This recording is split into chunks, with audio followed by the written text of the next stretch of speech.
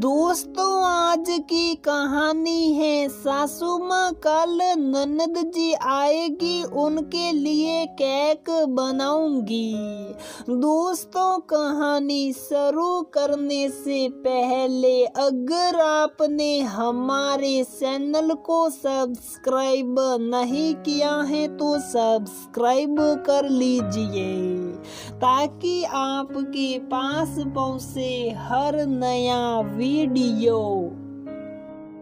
Mummy कल निधि दीदी आ रही है, मैं उनके लिए केक बनाऊंगी। मैंने कुछ दिन पहले ही YouTube से सीखा है। सासू माँ से सहकते हुए बोलती हैं, हाँ हाँ क्यों नहीं, तुम्हारी ननद भी खुश हो जाएगी। सासू माँ ने खुश होकर बोला, और मैं भी। जेठानी आबा का बेटा मन्नू पीछे से चिल्लाते हुए बोला, हाँ हाँ सासी, मन्नू को तो आप सबसे पहले दे देना, वरना सेक सेक कर सबका बुरा हाल कर देगा। काव्या ने हंसते हुए कहा, देखो तो निधि, तुम्हारी नौकरी लगने के उपलक्ष्य में तुम्हारी भाभी ने कितना अच्छा केक बनाया है। कुसुम जी ने केक फ्रिज से निकालते हुए कहा, भाभी यूर द बेस्ट, पर इतनी पढ़ाई के बावजूद पता नहीं कैसे आपका मन रसोई के इन कामों में लग जाता है। मैंने तो शादी के तुरंत बाद ही नौकरी की तलाश शुरू कर दी थी। थैंक गॉड जॉब मिल गई, वरना तो सोच कर पागल हो जाती। निधि ने प्यार से शिका के गले में हाथ डालते हुए कहा। निधि की मजाक में कई बातों से शिका भी सोच में पड़ गई कि वो भी तो इंजीनियर है। उसने सोचा था कि इतने पढ़े लिखे ससुराल में किसी को उसकी नौकरी से परेशानी नहीं होगी, परंतु यहाँ तो कभी किसी ने उससे उसकी नौकरी के विषय में बात तक नहीं की, और वो भी संकोच में किसी को कुछ नहीं बोल पाई। वो तो बस सबको खुश करने में लगी रहती है। बुआ, केक मैं काटूंगा और खाऊंगा भी मैं सबसे पहले ही। मन्नू की आई अचानक आवाज से शिखा अपने ख्यालों से वापस आ गई।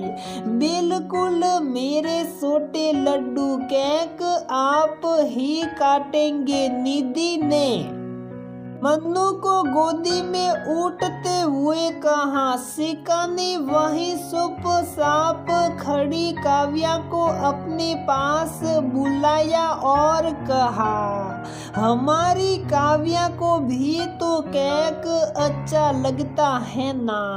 हाँ सासी, मुझे भी केक बहुत पसंद है। काव्या ने धीरे से मुस्कुराते हुए शिखा से कहा। वक्त ऐसे ही कट रहा था। शिखा की शादी को 1 साल पूरा होने वाला था। घर में सब कुछ बहुत अच्छा था, बस उसकी नौकरी का ख्याल को किसी को नहीं आता। यहाँ तक कि पति युवी जो उससे बहुत प्यार करता था, उसने भी शिखा से कभी नहीं पूछा कि वो नौकरी करना भी चाहती हैं या नहीं। वो मन में सोचती कि ये लोग मेरी पढ़ाई लिखाई को देख सवा ही मुझसे नौकरी करने के विषय में बात करेंगे, पर या तो शायद उसकी नौकरी की किसी को चिंता ही नहीं थी। एक दिन शिखा और उसकी जेठानी आभा शॉपिंग से लौट कर आए तो मन्नू दौड़ कर आया, मम्मी जल्दी से मेरा पिज्जा दो, बहुत तेज भूख लगी है। जेठानी ने बेटे को जल्दी से पिज्जा और नूडल्स निकाल कर दे दिए और खुद कपड़े बदलने चली गई। शिखा ने देखा कि वहीं थोड़ी दूरी पर काव्या भी खड़ी थी, वो भी सुबह से भूखी थी, पर न तो काव्या ने अपनी मम्मी से पिज्जा मांगा और दीदी जेठानी भी काव्या को पिज्जा देने से पहले कपड़े बदलने चली गई। फिर शिखा ने काव्या को पास बुलाकर उसे भी पिज्जा और नूडल्स दिए, पर शिखा से रहा नहीं गया। वो अक्सर देखती थी कि सभी लोग काव्या को नजरअंदाज कर देते थे। उसने आखिर मौका पाते ही जेठानी से पूछ लिया, दीदी एक बात पूछना चाहती हूँ, आप हमेशा मन्नू को तो कोई भी सामान पहले देते हो, पर काव्या को अक्सर नजरअंदाज कर देते हो, जबकि शायद इस उम्र में दोनों की जरूरतें बराबर हैं। जेठानी इस प्रश्न को सुन थोड़ा ठिठकते हुए बोली, हाँ शिखा, तुम्हारा अवलोकन एकदम ठीक है। मैं अपनी गलती स्वीकार करती हूँ। अक्सर ऐसा होता है कि मन्नू किसी भी चीज के लिए बहुत शोरगुल करता है, तो अक्सर मन्नू को पहले कोई चीज पहले मिल जाती है, परंतु काव्या कभी किसी चीज को अपने आप नहीं मांगती है, तो वो न चाहकर भी नजरअंदाज हो जाती है। मैं उसको अक्सर समझाती हूँ कि अगर कुछ चाहिए तो आगे बढ़कर बोला करो, यूं चुप रहकर कोई तुम्हारी जरूरत को नहीं समझ सकता है।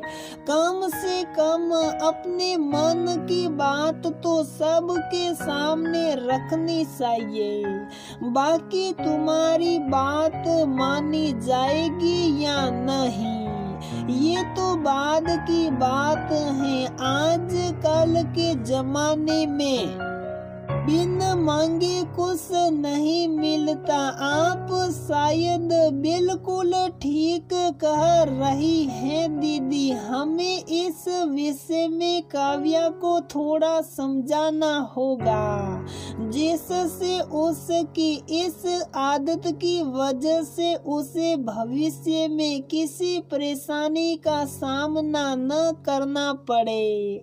शिखा अपनी जेठानी आबा को समझाते हुए कहती हैं, पर आज आबा के साथ काव्या को लेकर हुए विचार विमर्श से शिखा को समझ आ गया था कि अब उसे क्या करना है। रविवार की सुबह नाश्ते के समय शिखा ने अपनी सासू माँ को बोला, मम्मी मैं आप सभी से कुछ बात करना चाहती हूँ। बोलो बेटा, क्या बात है?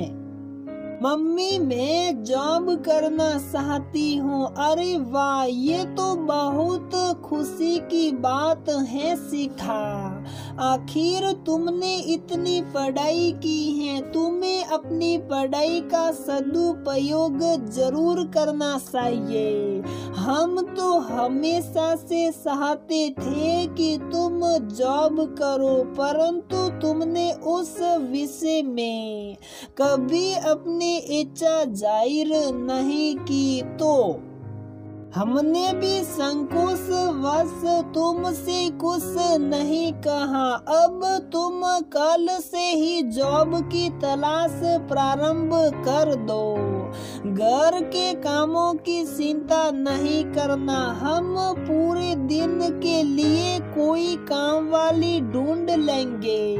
सासी इस बात पर तो चाइनीज पार्टी चाहिए। मन्नू चिल्लाते हुए शिखा की गोद में बैठ गया और सब उसकी बातों पर हंसने लगे। शिखा मन ही मन इतना अच्छा और समझदार ससुराल पाकर बहुत खुश थी। आखिर आज उसकी नौकरी करने की इच्छा जो पूरी हो गई थी। सच में कुछ चाहिए तो मन की बात तो बतानी ही पड़ेगी। अब्बा दीदी सही कहती है, इस जमाने में बिन मांगे कुछ नहीं मिलता। तो दोस्तों, हमारी ये कहानी यहीं पर समाप्त होती है। अगर आपको हमारी ये कहानी पसंद आती है तो प्लीज वीडियो को लाइक करें, शेयर करें और हमारे चैनल को सब्सक्राइब जरूर करें।